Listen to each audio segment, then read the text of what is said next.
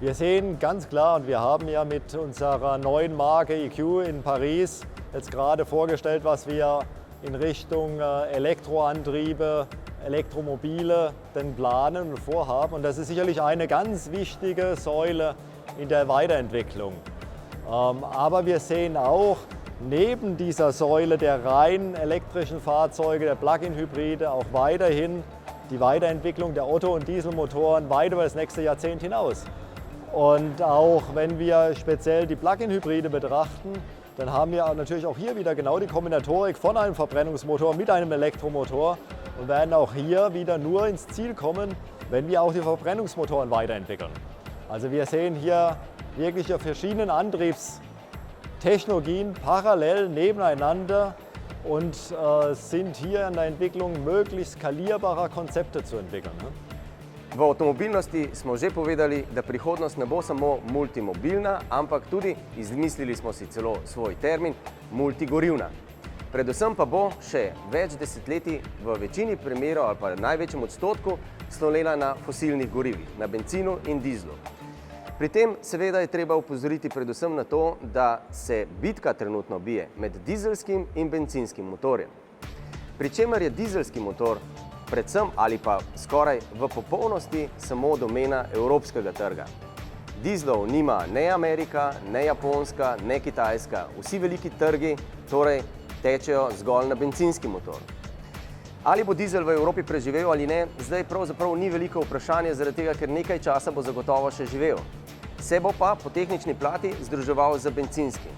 Tukaj še ena velika novost. Filter trdih delcev. Najprej sem mu rekel DPF, dizelski filter trdih delcev, in vgrajen je bil vse dizelske motorje in zaradi tega se za dizelskimi avtomobili ni več kadil velik dim. Zdaj bo vgrajen tudi v bencinske agregate. Zakaj? Zato, ker tudi tisto, kar se ne vidi, ubija. Im Prinzip sind es auch die Vorteile, die heute schon auch da sind. Der Diesel hat sicherlich seine Vorteile in Bezug auf den realen Kraftstoffverbrauch. Speziell auch in der Kombination mit schweren Fahrzeugen. Der Benziner auf der anderen Seite hat einfach die Vorteile eines etwas ruhigeren Motorlaufs nach wie vor und nähert sich aber auf der Verbrauchsseite, speziell mit der hier auch gezeigten Elektrifizierung der Motoren, immer mehr dem Diesel an.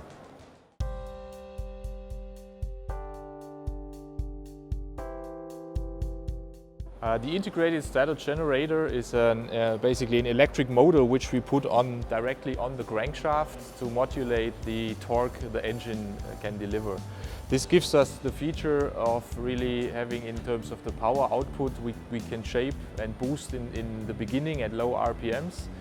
It will serve as a generator to produce the electric energy and gives us the possibility to start basically without noticing it. Of course, it will save fuel, especially in those areas where you can use the boosting of the energy to help the gasoline engine to operate in a more efficient operating point.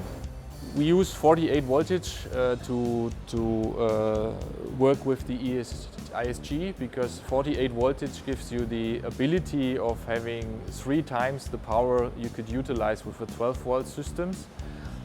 By having the same size of the cables and the same current, which is at that point the limiting factor, and 48 volts gives you there much more flexibility.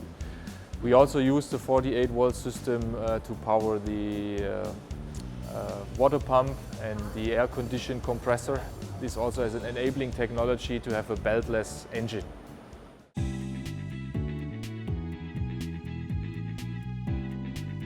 We recuperate energy from braking, so we use the ISG to do that and charge a lithium-ion battery.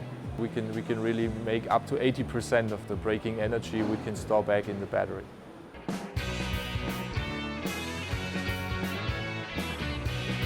The difference between the integrated starter generator version and the belt-driven version is at one part that the integrated one you need to adjust the whole engine design to that, so it really needs to fit in between the gearbox and the engine.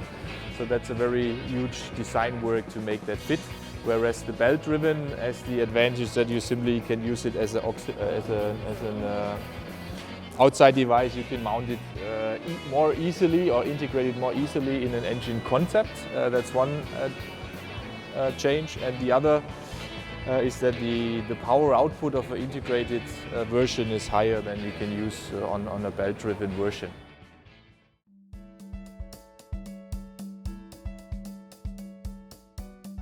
We use across diesel and gasoline. The main feature of it is the distance of the cylinder bore, which is 90 millimeters, which we have in common among all engines. Essentially, this helps us to keep the family variants very small in terms of the combustion, and also if you aside from engine engineering, also on the production side, it allows you also the flexibility in the plants, that you can switch also between engines relatively easy because you can use the same machines. Die Antriebstechnologien und Antriebsstränge immer komplexer werden. Die Kombinatoriken von Verbrennungsmotoren mit elektromotorischen Antrieben. Diese Komplexität bedingt es, auch neue Entwicklungsverfahren einzusetzen. Und Sie können heute viele Schritte der Weiterentwicklung auf einer Straße gar nicht mehr analysieren. Sie können die Systeme gar nicht mehr mit der Genauigkeit, der Reproduzierbarkeit analysieren, wie es notwendig ist, um diese Komplexität wirklich entwickeln zu können. Und dafür brauchen wir auch ganz neue Prüfstandstechnologien. Und das ist das, was uns hier dieses AIZ, unser neues Antriebsintegrationszentrum, wirklich bietet.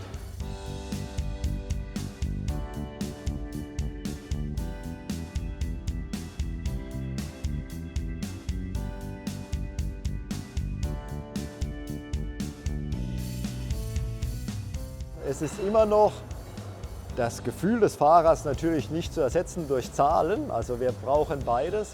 Aber wir können heute mit automatisierten Testmethoden genau ausloten, wo liegt denn die Grenzkurve des Optimums. Und wir können uns dann gezielt an den einen oder anderen Punkt hinlegen, als wenn Sie zum Beispiel an eine komfortorientierte Applikation oder eine sportliche Applikation denken. Dann können wir uns in beiden Punkten genau an das Optimum hinlegen und nicht nur differenzieren, sondern wir wissen, wir haben auch das Optimum. Und das können wir über automatisierte Prüfmethoden rausfahren, dieses Optimum, und dann auch die entsprechenden Applikationen so einstellen.